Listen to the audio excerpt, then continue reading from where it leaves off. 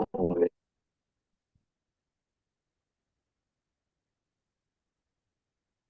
¿Se ve bien? Sí, sí, nada más falta hacerla un poquito grande. Listo. Sí. Pues muy buenos días a todos. Agradecemos la invitación que nos aceptó el doctor Rafael del Pino Casado. Él es miembro de la parte de la Asociación de Enfermería Comunitaria, vocal en formación e investigación de AE, ¿no? Ha sido nombrado catedrático de la universidad en la parte de la Universidad de Jan. Ha recibido notables premios, ¿no? En la parte de investigación, ha elaborado y ha sido coautor de diversos artículos, a su vez también en la parte editorial de libros publicados por la parte de la editorial de Elsevier, y pues su trayectoria ha sido reconocida nacionalmente, hablando de España, e internacionalmente, ¿no? Por la parte del ranking de Stanford, con la parte de los investigadores más citados a nivel mundial. Pues doctor, le damos la más cordial bienvenida, agradecemos más que nada su tiempo y dedicación que nos va a regalar el día de hoy. Le cedo la pantalla y el micrófono, cualquier cosa yo voy a estar al pendiente. Muchísimas gracias, Daniel. Es un placer estar aquí compartiendo este momento. Y bueno, si os parece, comenzamos ya la clase.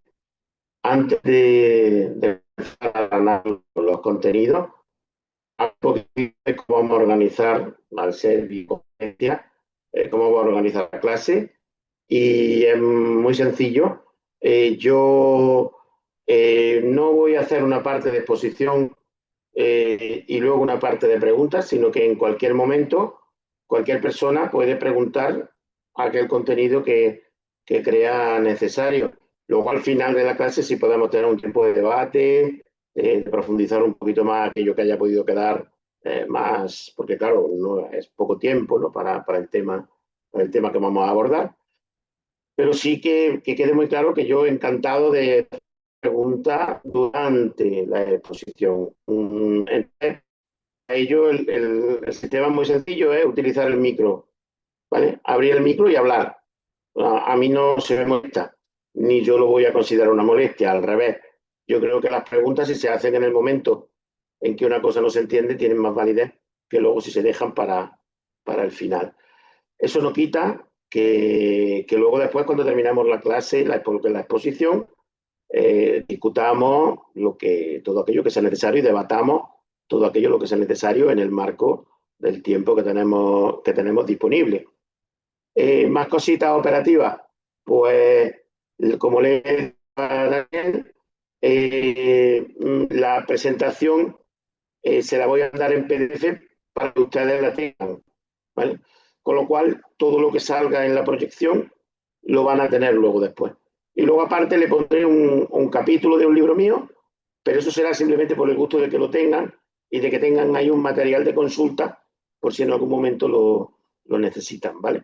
No es algo que vayamos a utilizar durante la clase, por lo tanto se lo pasaré a Daniel y él lo repartirá a posteriori, tanto lo que sería la presentación como el capítulo del que le estoy comentando. Bien, dicho lo cual, estos serían los aspectos operativos. ¿Qué es lo que vamos a ver exactamente?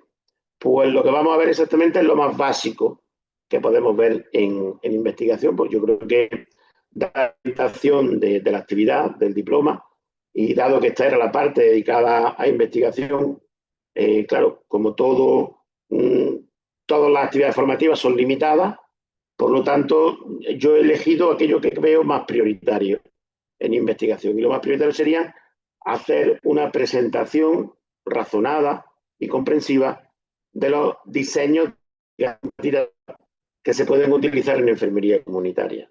¿Vale? Eso sería el objetivo fundamental. ¿Ok? Entonces, haremos una pequeña introducción. Haremos precisamente diseños observacionales, que serían descriptivos y analíticos, y luego veremos los experimentales. Hablaremos de los ensayos controlados y autorizados, que son los experimentos puros, y luego veremos los cuasi experimentales.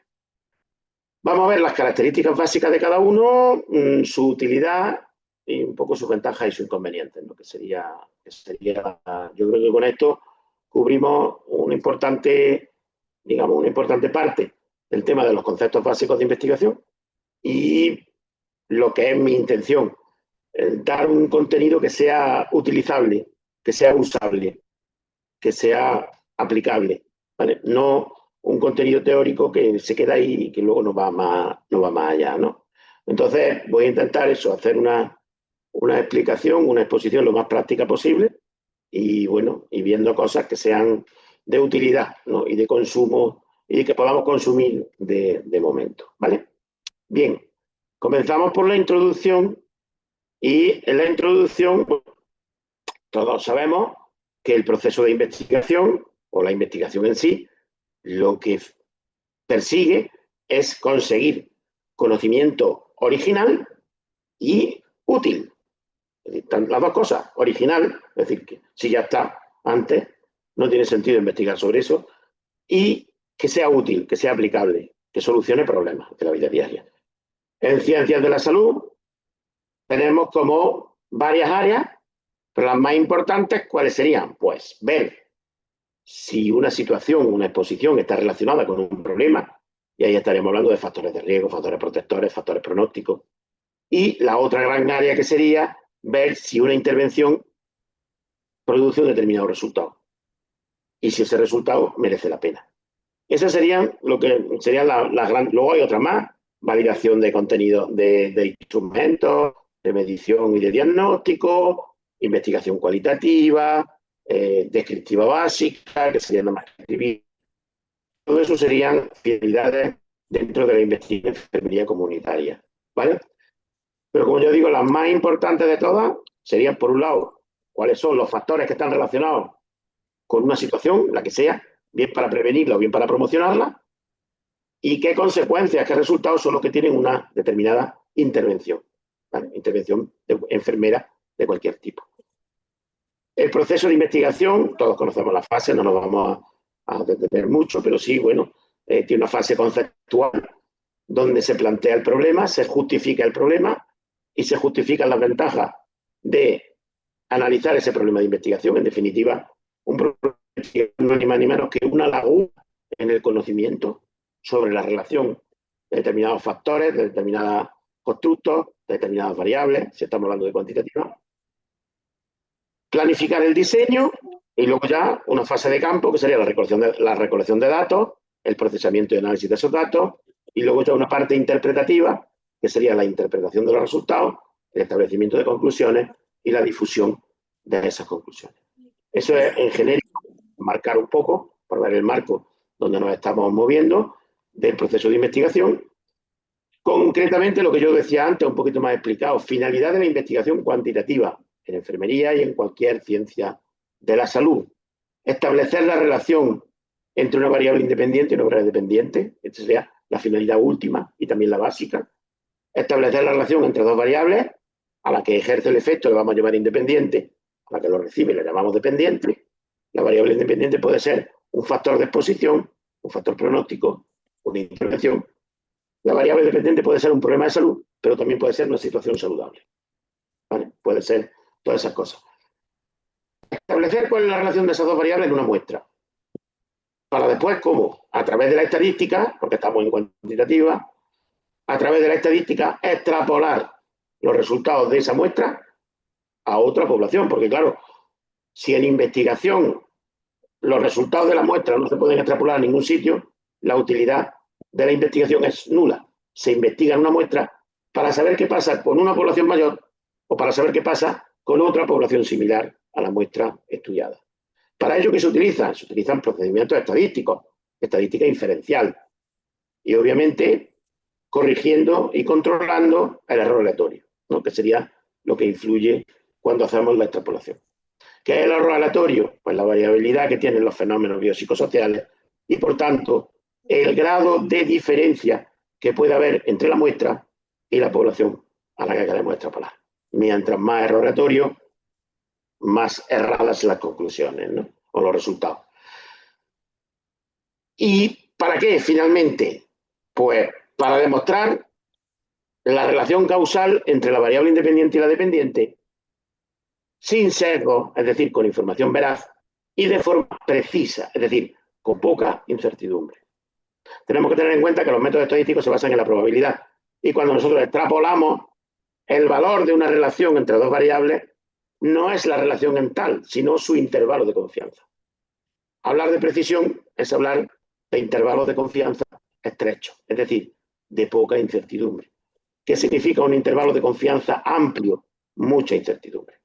Si a mí me dicen que la efectividad de una intervención va entre el 1% y el 99%, a mí no me están diciendo nada. Porque puede que el 1% no sea nada y el 99% sea triunfar. A eso es a lo que se llama incertidumbre. La poca precisión hace que la utilidad de los resultados de la intervención, porque se aporte. Verde, azul, van a ir ¿Sí? en la bolsa. Los tienen que esterilizar antes de irse a la botella. ¿Hay alguna pregunta? Es que no lo oigo bien. No, doctor, No, hubo bueno, pues un entonces. micrófono que se encendió y ya se apagó. Vale. Es normal. Muy bien, como decía, esta sería la finalidad última, es decir, yo quiero ver hasta qué punto la variable independiente causa la variable dependiente. ¿Hasta qué punto la causa? ¿Hasta qué punto fumar provoca cáncer de pulmón? Eso ya lo sabemos, obviamente. ¿Vale? Pero eso sin secos, porque los secos que son resultados erróneos, son mentiras, los secos son mentiras. Entonces, con suficiente validez interna, suficiente precisión, porque nosotros lo que interpretamos son los intervalos de confianza. Es decir, cuando yo veo la efectividad de una intervención, yo no veo la efectividad en la muestra, yo veo la efectividad en el intervalo de confianza, que es lo que me da lo que se extrapola a otras poblaciones. ¿Vale? Cuando a mí me dicen que una intervención en Tai Chi tiene una reducción relativa del riesgo entre el 70 y el 80%, ¿qué me están diciendo? Me están diciendo que si yo hago esa intervención en una población similar, voy a conseguir reducir el riesgo entre un 70 y un 80%. El riesgo de caídas, por ejemplo. Eso es lo que quiere decir el intervalo de confianza. Es un concepto potentísimo, porque realmente es el concepto que se aplica a la práctica clínica. Ese ejemplo que acabo de poner puede tener una reducción relativa del riesgo del 75%. Muy bien, eso es lo que pasa en la muestra que se ha estudiado, en ese artículo. Pero si yo quiero aplicarlo a mi población, lo que tengo que leer no es el resultado de la muestra, tengo que leer el resultado de la población. ¿Y ese resultado de la población cuál es? El intervalo de confianza. Por eso, intervalos de confianza muy amplios provocan incertidumbre en el sentido de que el profesional no puede valorar si eso merece la pena tenerlo en cuenta o no. Porque para eso sirven realmente las medidas que se producen en los estudios de los ensayos clínicos y en esto, para que el profesional valore si le merece la pena evitar ese factor de riesgo, promover ese factor protector o hacer tal o cual intervención. Eso es un poco el marco general, sin meterme en muchas, un poco para que se entienda, ¿vale? Entonces, en este marco general, ¿qué es el diseño? El diseño es la forma que se organizan y se planifican los procedimientos, métodos y las técnicas de investigación. Aquello que nos permite contactar con las personas que vamos a investigar, recoger los datos, analizar los datos, etc. Todos esos procedimientos, métodos y técnicas se pueden organizar de distintas maneras. Esas formas de organizarse se llaman diseños de investigación. ¿Vale? Esos diseños de investigación, los más, digamos, potentes, ¿vale? Serán los diseños epidemiológicos. Un diseño epidemiológico son los diseños originales que se empezaron a utilizar en investigación en ciencias de la salud y siguen siendo los mejores. ¿Por qué siguen siendo los mejores? Porque se basan en una cosa muy sencillita, pero muy potente. Se basan en que la variable independiente y la dependiente tienen que ser dicotómicas. Dicotómicas quiere decir que sean cualitativas con dos categorías. Generalmente sí y no. Fumar, sí y no. Cáncer de pulmón, sí y no. Eso es muy potente, ¿para qué? Muy potente para demostrar causalidad. Porque se puede perfectamente establecer cuál es el estado de cada individuo, si tiene algo o no lo tiene. Las variables cuantitativas tienen un problema, Y es que no te dicen si alguien tiene o no tiene, sino cuánto tiene de algo. Parece una tontería, pero en investigación en ciencias de la salud, dicotomizar una variable cuantitativa o de entrada utilizar una variable dicotómica es muy potente, porque te permite saber quién es y quién no es. Y ante una intervención, por ejemplo, te permite perfectamente definir quién desarrolla el problema y quién no lo desarrolla. Voy a hacer un pequeño inciso porque yo creo que es un tema muy importante y muy interesante, pero hay que entenderlo. Imaginaros una intervención sobre personas que cuidan a familiares dependientes. Ya sabéis que el cuidado continuado y constante de un familiar dependiente provoca sobrecarga. Y esa sobrecarga puede desencadenar en ansiedad y en depresión. Imaginaros que se hace una intervención educativa en enfermería, que la hay un montón, para ayudar a enseñar a cuidar a estos cuidadores, para ayudar a enseñar a organizarse el cuidado y para ayudar a que gestionen mejor sus emociones y controlen un poco la ansiedad. Imaginaros que eso se mide luego el resultado con un cuestionario de ansiedad que da una puntuación entre 0 y 50. Si nosotros hacemos un ensayo clínico con asignación aleatoria, en el que hacemos 2 grupos de cuidadoras, de personas cuidadoras, a una le aplicamos la intervención y a otra no, y luego medimos los resultados y vemos que en el grupo de las personas que han recibido la intervención tienen menos media de ansiedad, eso no es una demostración definitiva de que nuestra intervención ha sido buena. ¿Por qué? Porque puede que esa disminución de ansiedad se deba a aquellas personas que ya tenían poca ansiedad y la han rebajado más todavía. Mientras que los que tienen mucha ansiedad siguen teniendo mucha ansiedad. Las medias, las variables cuantitativas y las medias, no son capaces de detectar eso, con lo cual se puede producir una especie de sesgo ecológico, en el que aparentemente el grupo ha mejorado, pero luego resulta que no han mejorado los que tenían que haber mejorado. Si nosotros, en vez de definir el resultado mediante una variable cuantitativa, dicotomizamos el cuestionario y decimos, por debajo de esto no ansiedad, por debajo de esto sí ansiedad, y medimos la incidencia de ansiedad después de la intervención, entonces, si la incidencia es menor en el grupo experimental en el que se recibe la intervención, demostramos fehacientemente que han bajado los casos de ansiedad. Esa es la gran potencia de dicotomizar. Una cosa que parece que no le damos ni importancia, que incluso si escuchamos el discurso de los psicólogos, nos dicen que las variables cuantitativas son más potentes. No, no lo son. Solamente que tienen más información, que se le puede sacar más información, pero ya está. Pero no son más potentes. El dicotomizar una variable es ideal para saber si una cosa está influyendo en otra. Entonces, realmente, ¿qué tenemos con el tipo de diseño que se emplea? Pues el tipo de diseño que se emplea va a afectar a 2 cosas que son cruciales. La primera, la causalidad. ¿En qué sentido? Hay diseños que pueden demostrar causalidad. Hay otros diseños, como ahora después veremos, que no pueden demostrar causalidad. Por lo tanto, sus conclusiones siempre serán hipotéticas. Parece una redundancia, pero realmente no tiene conclusiones. Sus conclusiones son hipótesis.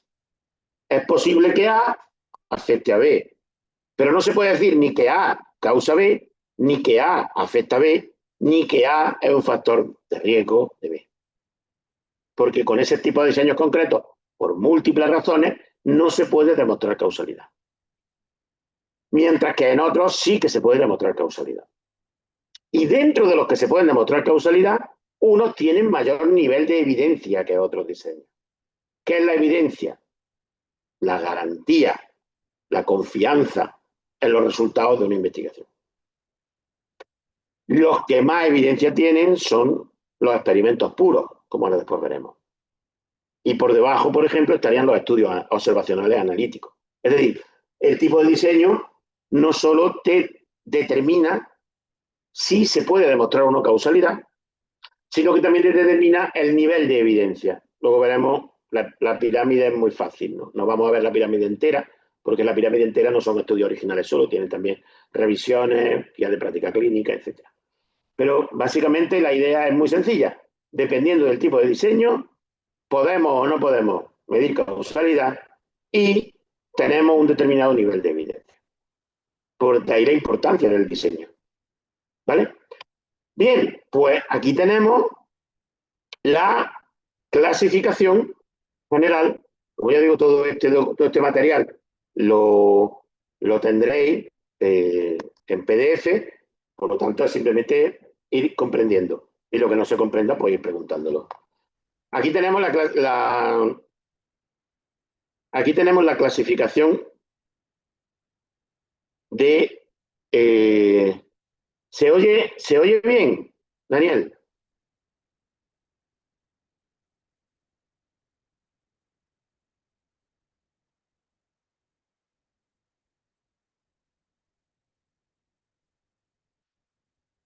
¿Se oye bien, por favor?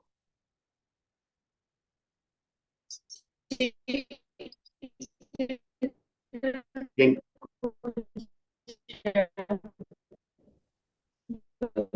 Vale, no, es que en algún momento digo, bueno, como pierda el sonido ni me entero. Pero vale, continúo. Como decía, esta será la clasificación general de los diseños epidemiológicos, ¿vale? Hay un diseño que es a partir de esto, pero esto es básicamente la clasificación general. De entrada, se hacen como dos grandes grupos.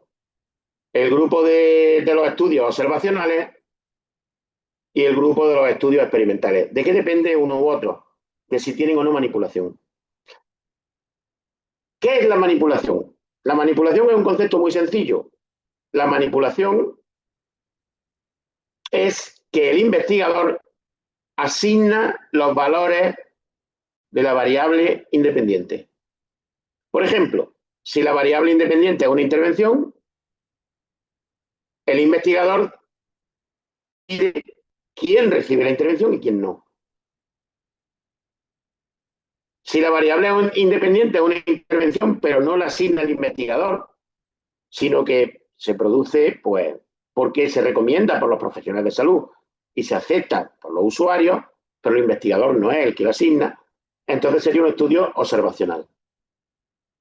Por ejemplo, si en un centro de salud un investigador coge la lista de las embarazadas que han recibido educación sanitaria durante el embarazo y la lista de las embarazadas que no la han recibido y estudia los efectos de esa educación, ahí estaríamos ante un caso de estudio observacional, porque el investigador se ha limitado a medir la variable independiente, no a asignarla. Cuando la variable independiente se mide, no hay manipulación. Cuando es medida por el investigador, no hay manipulación. Cuando es asignada,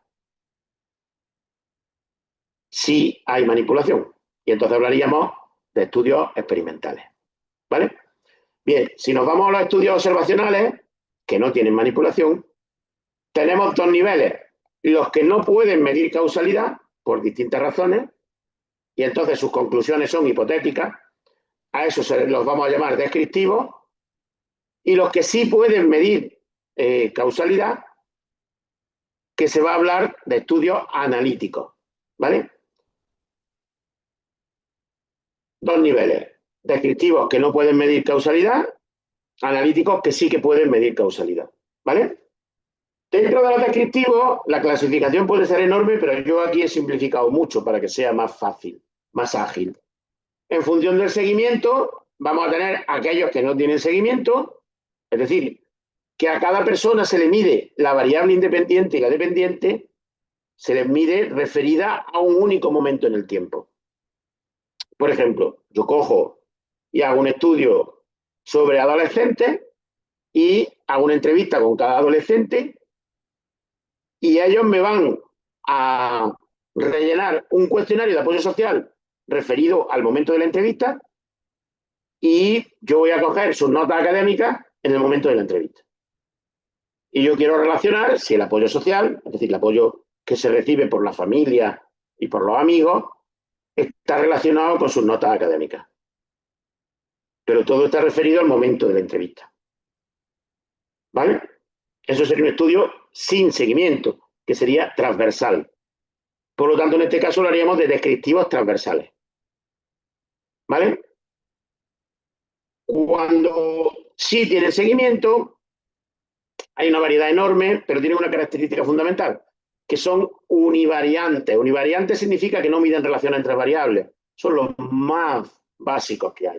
Ni siquiera tenemos una variable independiente y otra dependiente. Tenemos una o varias variables, pero solo se miden. Esos serían los descriptivos con seguimiento, los longitudinales. Mientras que los descriptivos transversales van a clasificarse en univariantes, lo que miden es la prevalencia en ese momento y los factores relacionados, son las prevalencias, y los de correlación, que medirían la prevalencia y los factores relacionados. ¿Vale? Univariantes, los más básicos, los descriptivos puros, básicos, que solamente miden variables, en este caso, como son transversales, prevalencia, y luego estarían los de correlación, que sí que tenemos una variable independiente y otra dependiente, pero referida al mismo momento. ¿Vale? Esos serían los estudios descriptivos. Todos ellos, por múltiples razones, ningún médico salido. Mientras que en los observacionales tenemos otro cajón, otro apartado, que serían los analíticos, que estos sí que pueden medir causalidad. Y los analíticos, habréis oído sus nombres, son los casos y controles y las cohortes. ¿De qué depende o en qué se diferencian los casos y controles de las cohortes?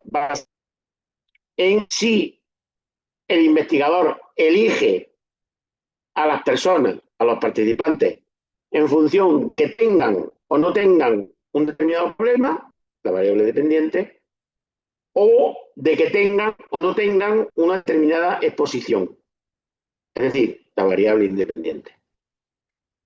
Si nosotros en un estudio sobre tabaco y cáncer de pulmón elegimos a las personas en función de que tengan o no tengan cáncer de pulmón, estaremos hablando de un diseño del efecto, problema, a la exposición, variable independiente. Y eso se llama caso y control. O no fumen, vemos si tienen o no cáncer, estaremos yendo de la exposición al efecto. Y eso se llama cohorte. Las cohortes, a su vez, pueden ser tanto retrospectivas como prospectivas. Retrospectivas es cuando van del pasado al presente, es decir, que en el momento en que se inicia el estudio, las personas ya tienen el problema, y prospectivas, que van del presente al futuro, en el momento en que se inicia el estudio, el problema no está y hay que esperar que aparezca. ¿Vale? Esa sería la diferenciación entre uno y otro. Por ejemplo, siguiendo el mismo ejemplo de tabaco y cáncer de pulmón, si cuando se inicia el estudio las personas ya tienen el cáncer de pulmón, lo que se ve es si han estado de forma retrospectiva expuestas al tabaco. Y eso sería retrospectiva. Si cuando se inicia el estudio el cáncer de pulmón está por aparecer, hay que esperar un tiempo hacia el futuro, entonces estamos hablando de cohortes prospectivas. Los casos y controles no se clasifican en esto porque siempre son retrospectivos. Siempre van del pasado al presente. O, dicho de otra manera, en el presente el problema ya se ha producido y se ve si hay exposición o no en el pasado. ¿Vale? Bien, y luego tenemos los estudios experimentales.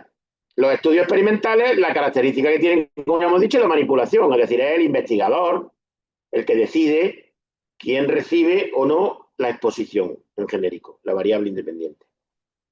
Entonces, se clasifican básicamente en estos tres tipos. ¿En función de qué? En función de que exista control. ¿Qué significa que exista control? Que exista un grupo control. Es decir, que haya un grupo que reciba la intervención y otro que no la recibe, que se llama grupo control. ¿Vale? Si no tenemos grupo control, tenemos la forma más básica que hay, que sería el ensayo no controlado.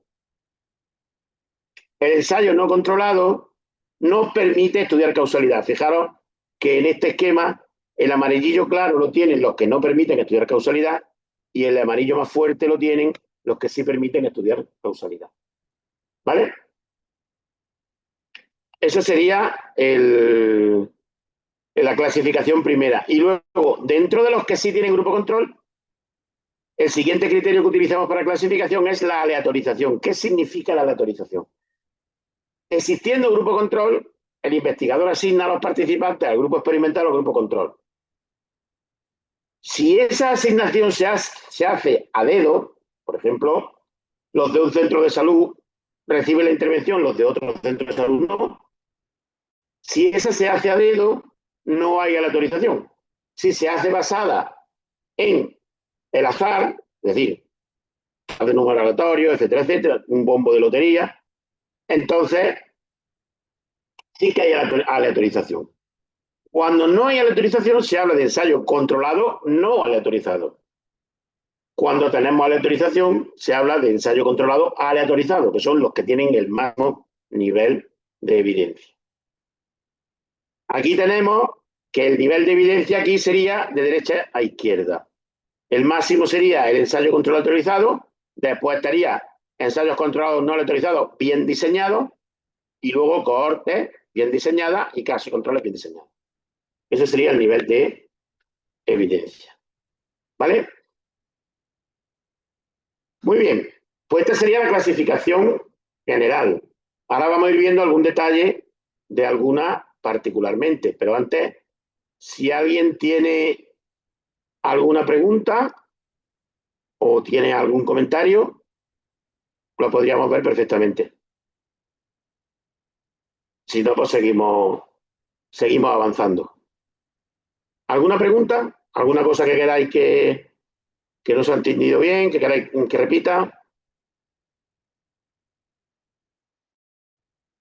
Vale, pues si no, seguimos con la exposición. Ya os digo que en cualquier momento me podéis interrumpir, en cualquier momento podéis hacer las preguntas que sean necesarias. ¿Vale?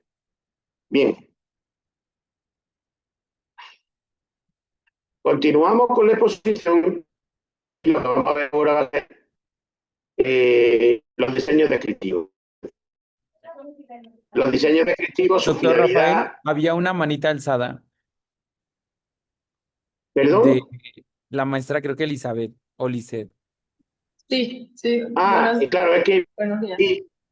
sí, hola. Dígame. Doctor, solamente una pregunta. Bueno, ahí es más hacia... Es que, por ejemplo, un estudio que en la cuestión de ver, yo hice un estudio acerca de cómo impactaba las cuestiones o factores ambientales en el riesgo preconcepcional en una comunidad. Y entonces hicimos esta parte de el análisis cluster para sacar como tipo de grupo. Ese tipo de estudios serían en esta cuestión del esquema, se clasificarían como, ¿seguirían siendo descriptivos, observacionales o si llegaría a ser algo como analítico? Si lo que hace son clúster o clúster, si lo que intenta hacer clúster, depende si luego relaciona esos clústeres con otra cosa, con otro resultado, con otra variable. El análisis de clúster no sería lo que es un diseño epidemiológico básico. Sería, digamos, una extensión. Sería digamos, a partir de los diseños epidemiológicos se han ido desarrollando otro tipo de diseño. Habría que ver, porque claro, lo que tú me planteas es el análisis, pero habría que ver, pues eso, cuál es la variable independiente, cuál es la dependiente, cómo se han muestreado las personas, si a cada persona se le tiene en cuenta un momento o un periodo. Tendríamos que ver todo ese tipo de información para poder definir exactamente el diseño. De entrada, normalmente los análisis suelen ser análisis más descriptivos que otra cosa. Pero ya le digo, tendría que tener más información para saber exactamente a qué se puede parecer. Ok. Ok, gracias. Sí. Se me corta el sonido.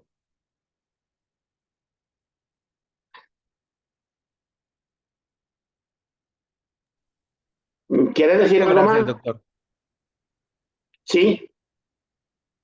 Daniel, ¿se me oye bien? Sí, a usted sí se le escucha. A la maestra que habló comentó solamente gracias y creo a ella se le cortó el audio, no fue a usted.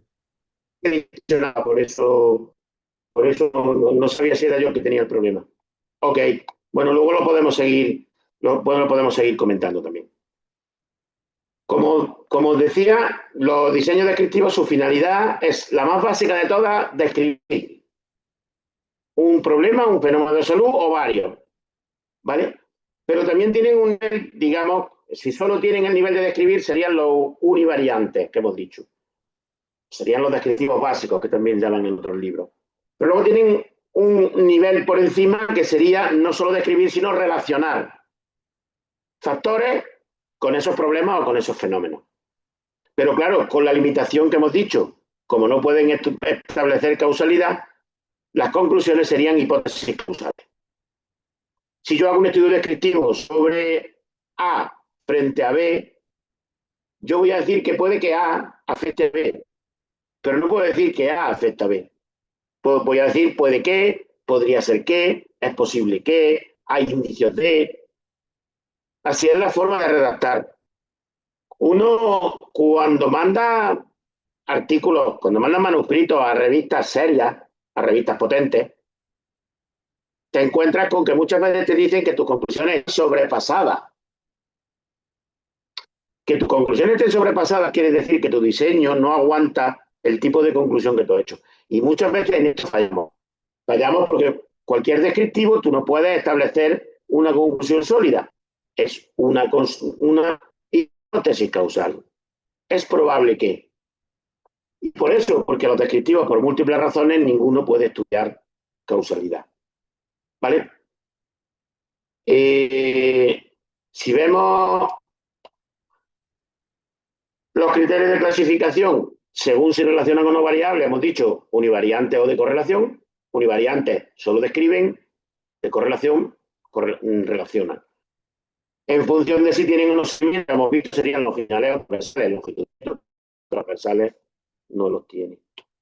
Y en función del nivel de agregación, el nivel de agregación es si se estudian personas o se estudian grupos enteros. Vamos a tener dos tipos, los ecológicos, donde la agregación es poblacional, y el resto, donde la agregación es individual. ¿Qué quiere decir que la agregación sea individual? Que la unidad de investigación son personas. ¿Qué quiere decir que la agregación es poblacional? Que la unidad de investigación son grupos. Es decir, el investigador tiene los datos del grupo, pero no de persona a persona. Por ejemplo, imaginaros que se quiere hacer un estudio entre la ingesta de flúor y la prevalencia de caries. Y el investigador tiene los datos de muchos colegios, pero solamente tiene la ingesta media de flúor y la prevalencia de caries clase a clase. No niño a niño, sino clase a clase. Entonces lo que tiene son grupos, comunidades de investigación. Él tendrá 100 clases, 200 clases, y cada clase con sus datos promedio. En ese caso estaríamos ante un diseño ecológico, descriptivo ecológico.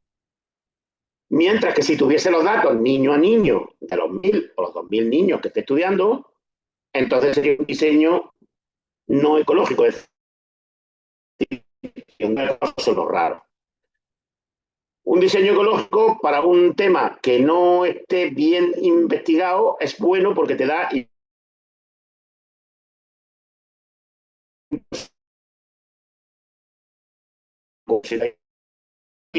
el tema ecológico que se hizo en Estados Unidos en la década de los 40, donde se vio una cosa muy sencilla.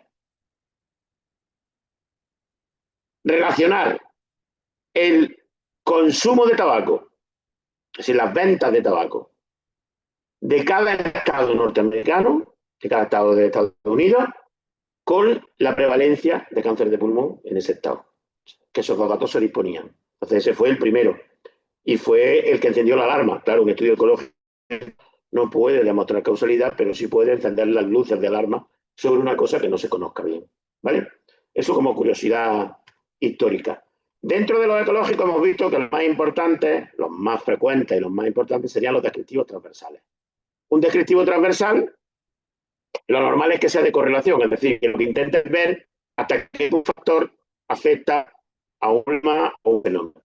Es decir, serían de correlación, lo que pasa es que serían para establecer hipótesis que luego hay que demostrar con otros estudios con diseños más potentes. Tenemos una variables independientes, tenemos variables dependientes, pero todas están referidas al mismo momento temporal. Por lo tanto, no se puede demostrar que primero la exposición y luego el efecto. Pasa como el huevo o la gallina. Al estar las dos cosas referidas al mismo momento, no podemos saber quién es primero. El investigador puede establecer una hipótesis en base a la literatura y en base a sus resultados, pero no deja de ser una hipótesis. También están los que son univariantes dentro de los descriptivos transversales, que simplemente van a describir. ¿Vale? Y eso, como yo digo, ya son los más básicos. ¿Vale? Muy bien. Luego tenemos los diseños analíticos de casos y controles. Hemos visto que los analíticos ya dan un salto cualitativo en el sentido de que sí que pueden demostrar causalidad. Entonces,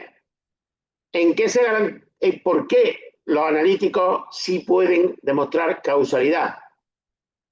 Porque tienen una característica que es muy importante a la hora de demostrar causalidad, que sería la secuencia temporal, que es lo que les falta a los descriptivos transversales. La secuencia temporal es tener información suficiente o poder demostrar que primero es la causa y luego el efecto, temporalmente hablando. Como los descriptivos transversales estamos midiendo las dos cosas en el mismo momento o referidas al mismo momento, no se puede demostrar secuencia temporal. Pero en los casos y control de cohortes sí que se puede demostrar, porque la variable independiente sucede en un momento y la dependiente en otro. Por lo tanto, se puede demostrar esa secuencia temporal. En los cohortes mejor que en los casos de controles. Pero bueno, en los dos se puede. La finalidad más frecuente, la que mayormente sería factores de riesgo. Quien dice factores de riesgo, factores protectores. ¿Vale? Un factor de riesgo es una exposición que aumenta el riesgo de desarrollar un problema. Un factor protector es una exposición que aumenta la probabilidad de no tener ese problema. ¿Vale? Y estaría en genérico porque en realidad vamos a tener factores de riesgo, factores protectores y factores pronósticos. ¿No? Todo eso estaría ahí metido.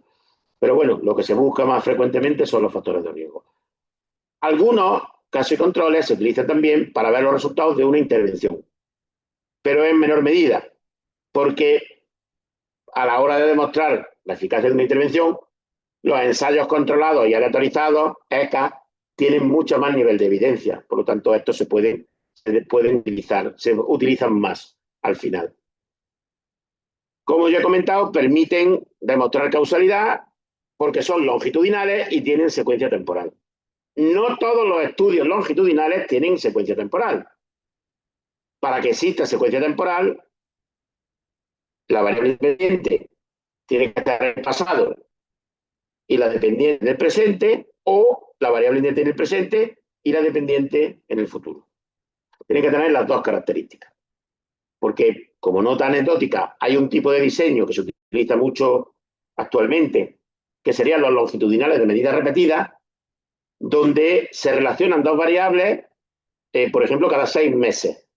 Pero lo que se hace es relacionar esas dos variables ahora, dentro de 6 meses, dentro de un año, dentro de año y medio, pero siempre se les está relacionando referida al mismo momento. Con lo cual, ese tipo de diseños pueden ver cambios en el tiempo, que es otra de las características de los longitudinales, pero no tienen secuencia temporal. Los diseños de casos y controles sí la tienen, aunque no es perfecta, pero la tienen. Hablamos de casos, las personas que tienen el problema o el efecto que se esté estudiando, y controles, las personas que no tienen el problema o efecto que se esté estudiando. Como ya hemos comentado en el marco general, van del efecto a la exposición. ¿Eso qué quiere decir? Eso quiere decir que se muestrea, se selecciona a los participantes en función de que tengan o no tengan un problema, sin tener en cuenta si están o no expuestos. Eso se verá después. ¿Qué problema tiene esto? Esto tiene el problema de que algunas personas que tienen el problema ya lo tendrían también o ya lo tienen también al inicio del periodo de seguimiento. Por ejemplo, si tenemos un estudio de casos y controles, con un periodo de seguimiento de 5 años, el periodo de seguimiento siempre es retrospectivo. Si los casos y controles es, aquí tenéis un esquema. La cosa es muy sencilla. Al inicio del estudio se ve a la persona, se elige a las personas en función de que tengan o no tengan el problema. Los que tienen el problema son los casos, que son las caritas tristes. Y los que no tienen el problema serían los controles, que son las caritas alegres. Bueno, pues a cada uno de ellos se le ve si han tenido la exposición en el pasado o no. Aquí la exposición viene como F de factor de exposición, ¿vale? Y el efecto como E de efecto.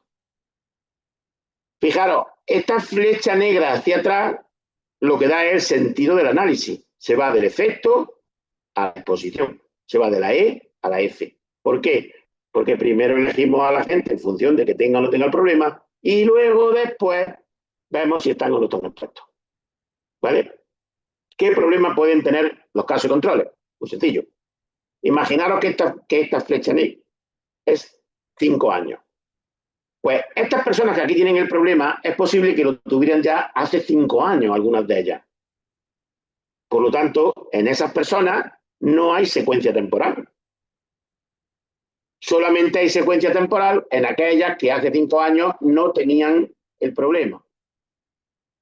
Es decir, un estudio de casos y controles, los casos pueden ser tanto nuevos como antiguos, es decir, tanto incidentes como prevalentes.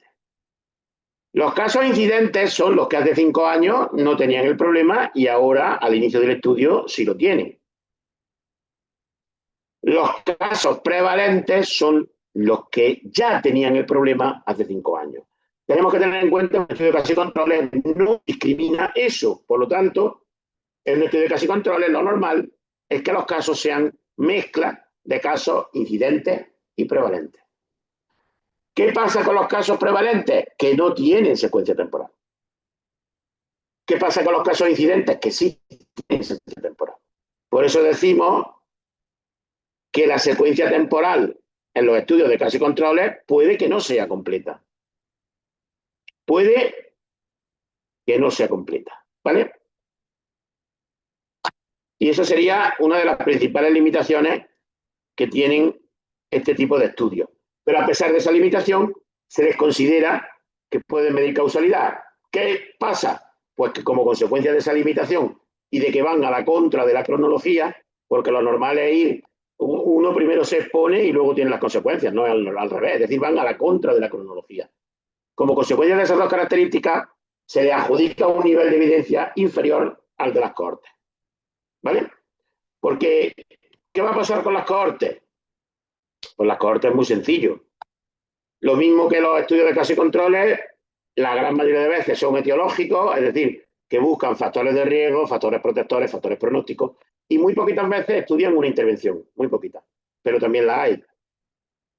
Permiten estudiar causalidad, al ser longitudinales consecuencia temporal, y tienen el máximo nivel de evidencia entre los analíticos, es decir, tienen más evidencia que los casos y controles. ¿Por qué?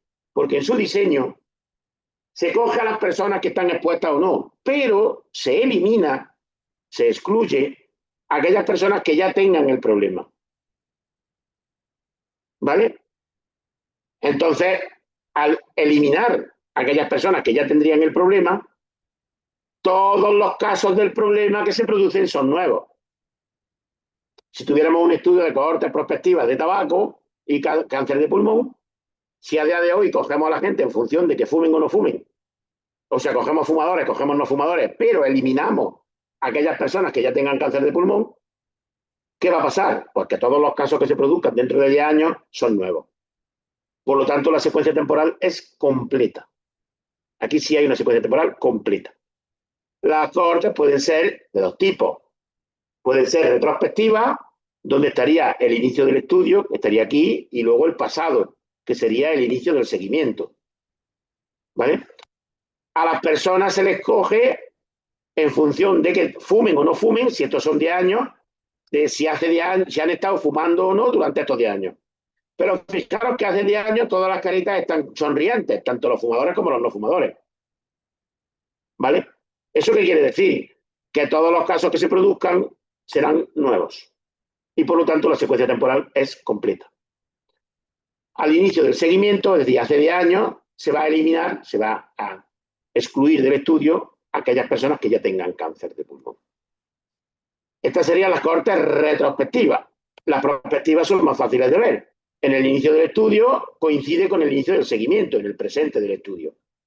Se elige a la persona en función de que fumen o no fumen y luego se les sigue durante 10 años para ver quién desarrolla o no el cáncer. Por lo tanto, aquí al inicio del seguimiento, en el inicio del estudio, se vuelven a eliminar a aquellas personas que tengan cáncer y por lo tanto todos los casos que se producen son casos nuevos. Por eso la secuencia temporal es completa. ¿Cuál es la principal limitación tanto de los casos y controles como de las cohortes? Que no se garantiza la comparabilidad de los grupos. Es decir, que no se garantiza que los expuestos y los no expuestos sean comparables. Eso hay que garantizarlo controlando lo que se llama el sesgo de confusión. Es decir, controlando aquellas variables que puedan alterar el resultado. Por ejemplo, si estamos hablando de cáncer de pulmón, nosotros sabemos que además del tabaco influye la contaminación. Si al elegir los expuestos y los no expuestos tenemos la mala pata de que dentro de los que no fuman haya gente que tenga altos niveles de contaminación, ¿qué es lo que va a pasar? Pues va a pasar que los grupos no son comparables y por lo tanto el efecto del tabaco se va a minimizar. Porque en el grupo de los no expuestos aumentará el cáncer como consecuencia de la contaminación. ¿Qué quiere decir que sean comparables? Que sean comparables en todos los factores que afectan al resultado, salvo en la exposición, obviamente, porque unos van a estar expuestos y otros no. Para que en este ejemplo fuesen comparables, ¿qué tendríamos que conseguir? Que el nivel de contaminación atmosférica de los fumadores que el de los no fumadores. Eso o controlar el sesgo de confusión con técnicas estadísticas, que es lo que se suele hacer. Pero eso ya es un poco más complicadete. Simplemente lo nombro porque se sepa. Si alguien tiene interés en ese tema, le puedo dar información, la que quiera. Pero en la exposición no quiero meterme a ese nivel porque son ya cosas más profundas, ¿no? Más complejas. Pero en general, principal talón de Aquiles de los diseños analíticos, que son muy buenos, que permiten que haya causalidad, que el investigador se tiene que currar el que los grupos que se comparan, los expuestos con los no expuestos, o los casos con los controles, sean comparables. ¿Vale? Porque por el propio diseño no se consigue. Por el propio diseño no se consiguen grupos comparables, pueden ser de cualquier manera. El diseño lo único que te permite es comparar expuestos, pero no te garantiza que tengan niveles similares en el resto de variables que afecten al resultado. Eso tiene que ver con el sesgo de confusión, fundamentalmente. Concepto de sesgo de confusión. La existencia de una tercera variable que altera la relación entre la independiente y la dependiente. ¿Vale? Si yo tengo dos factores que producen un mismo resultado, elijo los que están expuestos a uno y los que no están expuestos, si resulta que en los expuestos el segundo factor está más presente, ¿qué es lo que va a pasar? Que el efecto se sobredimensiona. Si resulta que en los no expuestos está más presente el segundo factor, ¿qué es lo que hace? Que el efecto se iguala entre expuesto y no expuesto, es decir, se minimiza. Eso tiene que ver, como ya comento, con el sesgo de confusión. Y este tipo de diseños no controlan per se, por sí mismos, el sesgo de confusión. Tiene que controlarlo el investigador. Se tiene que buscar la vida. ¿Qué ventaja tienen los diseños experimentales? Que los mejores de todos, que son los que tienen asignación aleatoria, sí que provocan o producen grupos comparables, con lo cual el sesgo de confusión ya está superado. Pero claro, los experimentos no todos son buenísimos. Los experimentos, como ya hemos dicho, hay de muchos tipos. Por ver una imagen, que una imagen vale más que 1000 palabras, esto sería el pasado, el presente sería el inicio del estudio, cuando se inició el estudio, y aquí estaría el futuro. Los diseños transversales, los descriptivos transversales, suceden todo en el presente, referido al presente. Si la persona está expuesta o no en el presente, si tiene el efecto o no en el presente. Los casos de controles son retrospectivos, por lo tanto, el efecto se produce en el presente y la exposición en el pasado. El sentido del análisis del efecto en la exposición. Las cohortes retrospectivas son muy parecidas, pero varía el sentido del análisis. La exposición se produce en el pasado, el efecto en el presente, pero el sentido del análisis va de la exposición al efecto. Y las cohortes prospectivas se ven mejor que ninguna. En el presente está la exposición o no exposición y se va hacia el futuro para ver si aparece o no el problema. Esto sería un resumen de los estudios observacionales, ¿vale? Para que se entiendan un poquito mejor. Y ya nos quedaría por ver los diseños experimentales. Los diseños experimentales tienen un problema. Al tener manipulación, es decir, al ser el investigador el que asigna los valores de la variable independiente, no se puede hacer diseños experimentales que analicen factores etiológicos. Factores etiológicos, factores de riesgo, factores pronósticos. El genérico sería factores etiológicos. Entonces, ¿por qué? Unas veces porque no hay posibilidad biológica. Si estamos hablando de sexo biológico, hombre y mujer, ¿cómo se asigna eso? Eso no se asigna.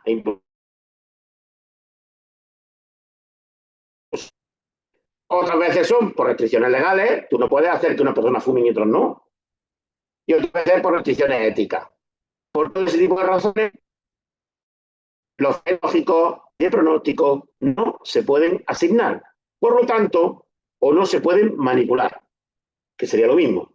Por lo tanto, los experimentales, lo mismo que los analíticos servían para las dos cosas, etiológicos y de intervención, los estudios experimentales solo sirven para ver el resultado de una intervención, solo y exclusivamente. No hay estudios etiológicos experimentales, no existen, con las restricciones que hemos visto antes. Entonces, ¿qué vamos a tener? Vamos a tener una variable de intervención y lo que queremos ver es la eficacia efectividad de la intervención siempre presente. No puede haber un estudio de intervención que sea retrospectivo ni descriptivo transversal. Por lo tanto, los diseños experimentales siempre son longitudinales, siempre son prospectivos. Por eso no se clasifican en ese tipo de criterios. Bien, siempre son longitudinales, siempre son prospectivos y siempre van de la exposición a efecto. La exposición en este caso sería una intervención, ¿vale? Es un caso particular de exposición que sería una intervención. La exposición pues son características personales, ambientes o en este caso intervenciones. Todo eso se le llama exposiciones, que serían las variables independientes. ¿Qué características van a tener los estudios experimentales? Van a tener, o pueden tener, mejor dicho, porque todas no las tienen todos. Pueden tener manipulación, que es la asignación de la variable independiente, y recibe la intervención. Hemos comentado la existencia de un grupo de comparación, que se llama también grupo control o grupo testigo, que bien recibe los cuidados habituales o recibe otra intervención distinta a la que nos interesa y que va a comparar con ella. La situación más frecuente es la que reciba los cuidados habituales. Es decir, que no reciba la intervención. Pero claro, no se pueden meter en una burbuja. Van a recibir la atención sanitaria que ellos suelen recibir, pero no la intervención que recibe el grupo experimental. Y luego la tercera sería la asignación aleatoria. Manipular es asignar. Pero esa asignación, como ya he comentado, se puede hacer a dedo o se puede hacer al azar. La asignación aleatoria se llama también aleatorización o randomización. Una traducción nefasta del inglés, pero ahí está, de random. Entonces, ¿qué pasa con la asignación aleatoria? Porque la asignación de las personas al grupo experimental, por ejemplo, al grupo control, no se hace a dedo, se hace al azar, se hace con cualquier técnica que esté basada en el azar. Por ejemplo, lanzar una moneda al aire, un bombo de lotería o una página web de generación de números aleatorios. Todo eso sirve. Entonces, el investigador no decide quién va a un lado o quién va a otro, es el azar el que lo decide. Eso significa que una persona tiene la misma probabilidad de caer en un grupo experimental que en el grupo control. Y por tanto, que no se generan patrones artificiales. Al no generarse patrones artificiales, cuando el tamaño muestral es suficiente, se consigue mediante el azar que los dos sean perfectamente comparables.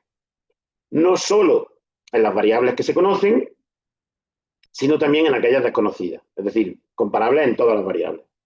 ¿Y eso cómo se consigue? Mediante el azar. Parece una paradoja, pero es así. Mediante el azar. Siempre que haya suficiente tamaño muestral. Porque el azar para trabajar necesita abundante tamaño muestral.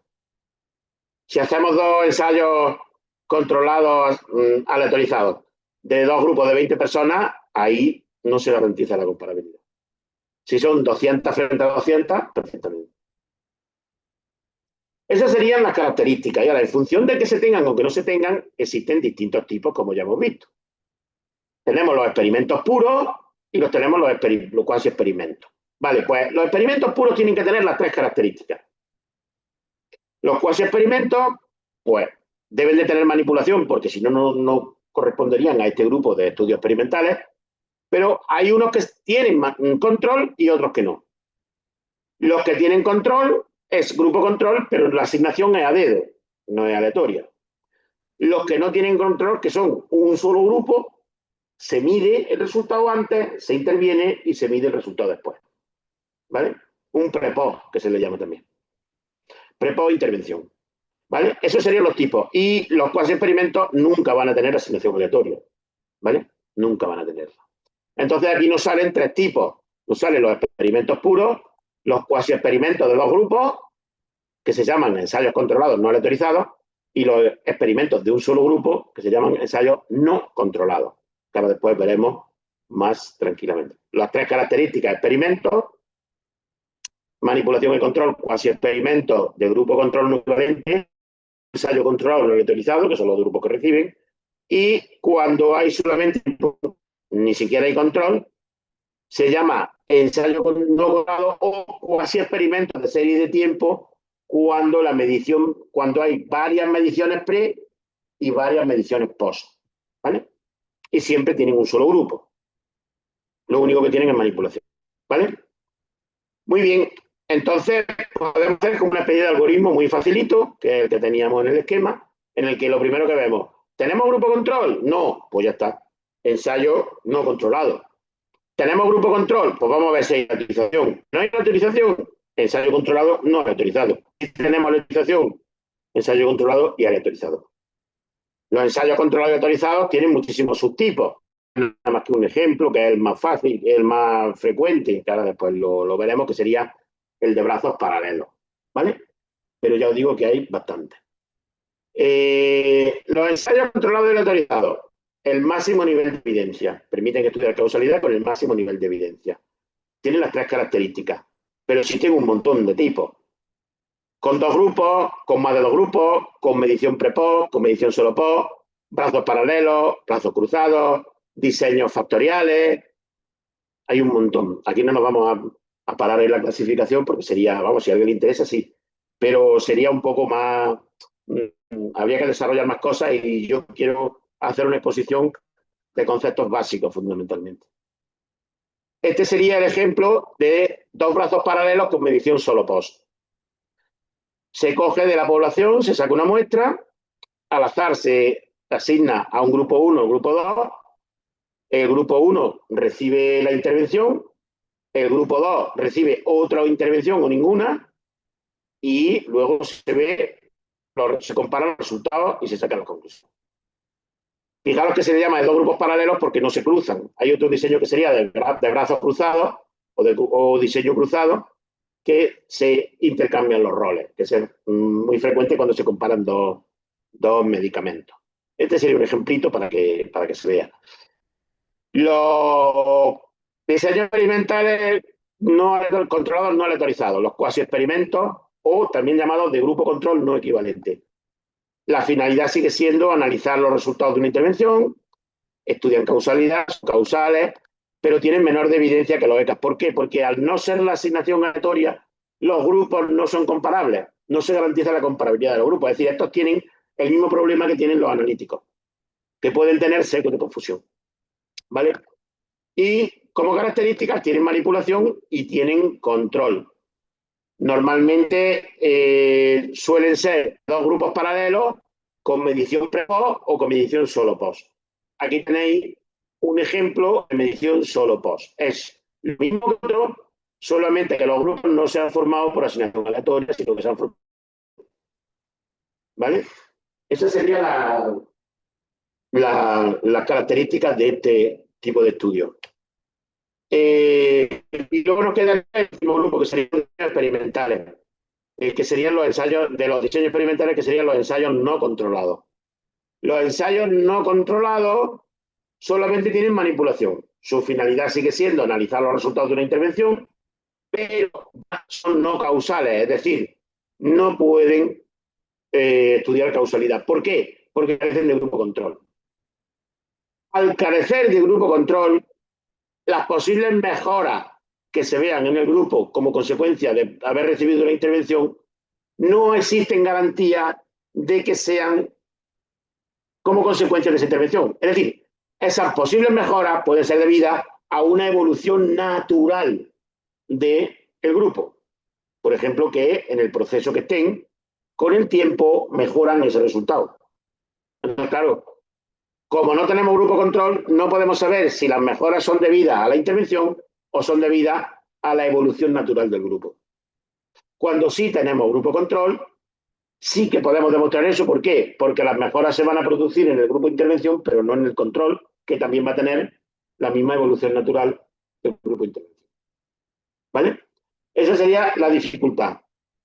Toda la muestra se asigna a un solo grupo que recibe la intervención. Se miden los resultados antes, que se le llama medición basal, y después de la intervención, que sería la medición de seguimiento. Estas mediciones pueden ser únicas o pueden ser varias pre y varias post. Aquí tenéis un poco el esquema, se recluta a los participantes, se verifica los criterios de inclusión, se obtiene el consentimiento informado, se hace la medición basal, se hace la intervención, se hace la medición de seguimiento y se analizan los datos comparando la medición de seguimiento con la basal. Si el efecto es algo negativo, en la medición de seguimiento tiene que haber disminuido el efecto. Si el efecto es algo positivo, en la medición de seguimiento tiene que haber aumentado. ¿Vale? Para que la hipótesis sea que la intervención pues sirve para. ¿Vale? Muy bien. Y esta sería la exposición que yo quería participaros, quería exponeros. He intentado sintetizar los contenidos, he intentado hacer que los contenidos sean muy básicos, por aquello de que el nivel sea asequible y accesible, pero a partir de ahora, pues vosotros me podéis pedir que profundice en aquello que os interese o hacerme preguntas de duda o lo que vosotros estiméis oportuno. ¿Vale? Entonces, finalizamos la parte de exposición y entramos en la que podríamos llamar fase de debate. Y ya a partir de ahí, en la de debate, lo que queráis. Me podéis, como ya he comentado, me podéis preguntar dudas, me podéis pedir que profundice en algún aspecto más, lo que queráis. ¿Vale? Pues venga, queda abierto el periodo de debate.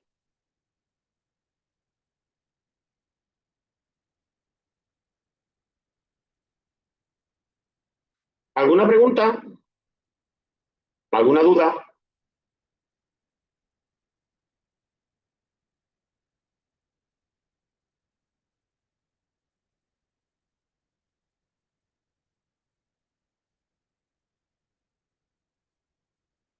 ¿Alguien quiere hacer algún comentario?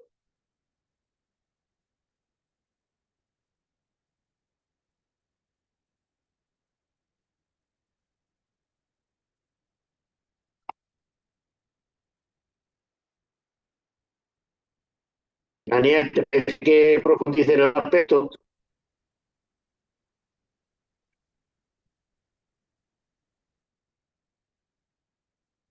Como maestro no logro escuchar.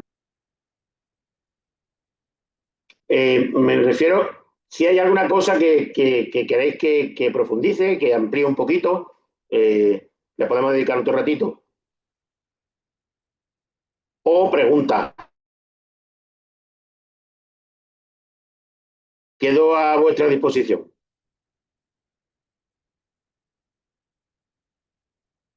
Pues de mi parte todo va muy bien. No sé en el caso de los demás asistentes, si tengan alguna duda. Sí, yo creo. Todo va bien, doctor.